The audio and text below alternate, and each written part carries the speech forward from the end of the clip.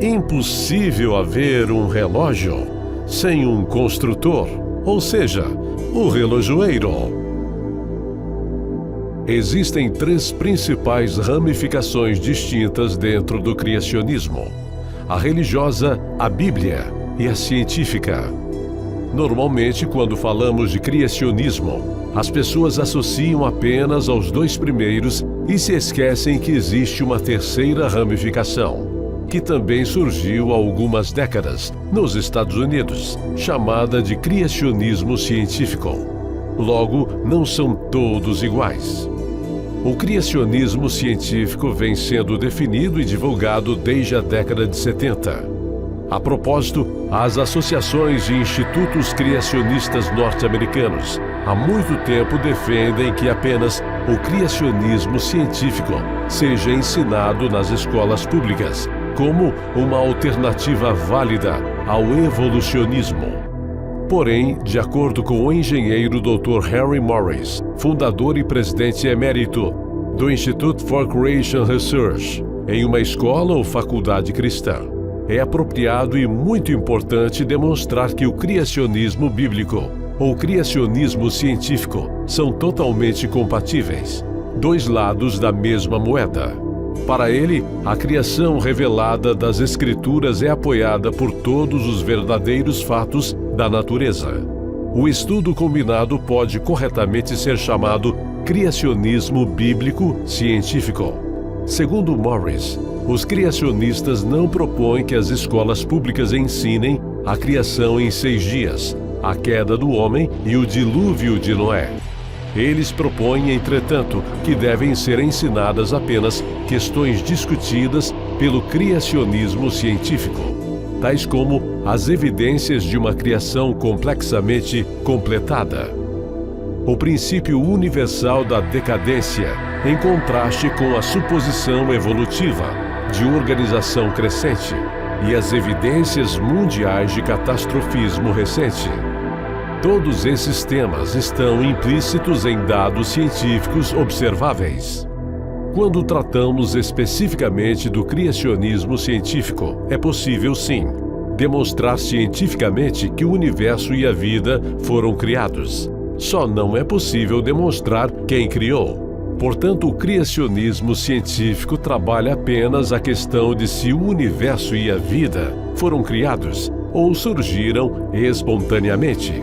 Como se pode ver, a proposta do criacionismo científico não é religiosa, embora por vezes possua implicações religiosas.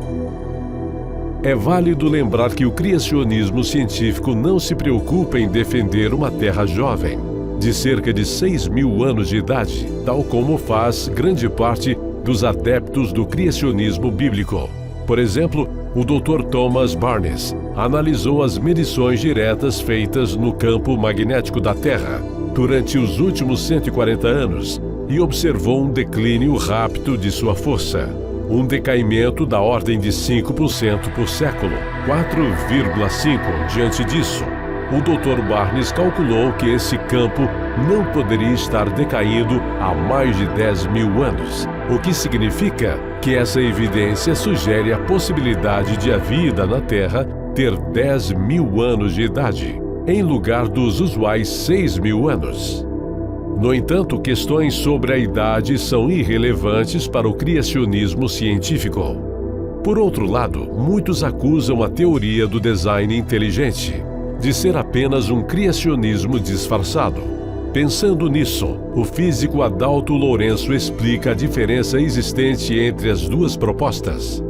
É verdade que a teoria do design inteligente encontra-se incorporada direta e indiretamente na maioria das posições criacionistas conhecidas. No entanto, ela não é um sinônimo de criacionismo, pois sua ênfase está na busca por sinais de inteligência na estrutura da vida e do universo, e não nas causas que teriam produzido esses sinais. A existência de um Criador, quem seria ele e quais seus propósitos na criação, não fazem parte dos questionamentos da teoria do design inteligente. O biólogo molecular Dr. Michael Denton também já havia feito distinção há algum tempo entre design inteligente e a acusação de premissas religiosas. A inferência de planejamento é uma indução puramente a posteriori, baseada na aplicação inexoravelmente consistente da lógica e da analogia. A conclusão pode ter implicações religiosas, mas não depende de pressuposições religiosas. Por outro fato que não se pode ignorar é que, dentro do escopo do criacionismo científico, é possível acomodar de igual modo algumas de suas variações, tais como criacionismo do dia, era, criacionismo da Terra Velha e criacionismo da Terra Jovem.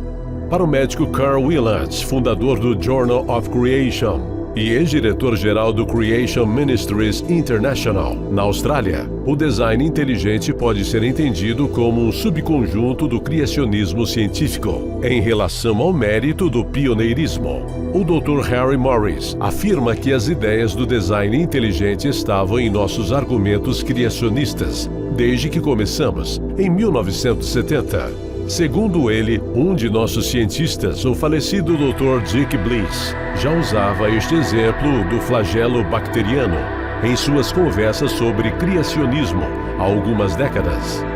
Inclusive, o Dr. William Dembski, proponente do design inteligente, concordou com a afirmação de Morris, ao dizer que ele, Morris, aptamente nota o uso do flagelo como exemplo. O Dr. Morris acrescenta: os criacionistas deram as boas-vindas aos insights e argumentos do design inteligente. Certamente não vemos qualquer conflito com o criacionismo científico. Para nós, não é criação ou design inteligente. Vale lembrar que o design inteligente, tal como o conhecemos hoje, foi oficialmente estabelecido como teoria científica no ano de 1993, quando um grupo de cientistas e filósofos norte-americanos se reuniu em uma conferência na cidade de Pajaro Dunes, na Califórnia, a fim de questionar a teoria da evolução. Por outro lado, a geneticista criacionista doutora Georgia Purdom diz que as raízes históricas do movimento do design inteligente estão no movimento da teologia natural, dos séculos XVIII e XIX. Ademais, cientistas cristãos respeitados como Newton e Kepler e a maioria dos outros pais da ciência acreditavam no design inteligente como o próprio fundamento da ciência. Para o físico Adalto Lourenço, o criacionismo científico procura demonstrar que processos naturais e leis da natureza não teriam trazido à existência o universo, a vida, nem a complexidade neles encontrada.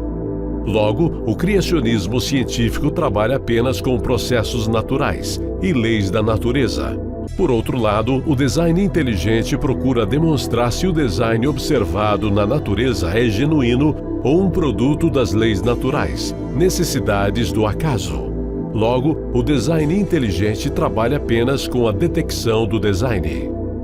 Em outras palavras, o criacionismo científico não faz do design o seu objeto final, mas sim as leis da natureza e os processos naturais. O design inteligente faz do design o seu objetivo final, afirma Adalto. Portanto, podemos concluir diante da análise das evidências levantadas, que apesar de alguns autores afirmarem que o criacionismo foi o ponto de origem do design inteligente, este se desenvolveu ao longo do tempo e se tornou uma teoria independente, isenta de pressuposições religiosas. E a conclusão de nosso vídeo: o criacionismo científico e o design inteligente são proposições distintas uma da outra.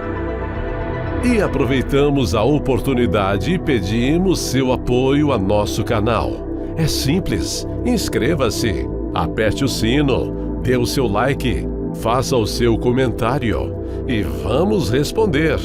Um forte abraço e até a próxima!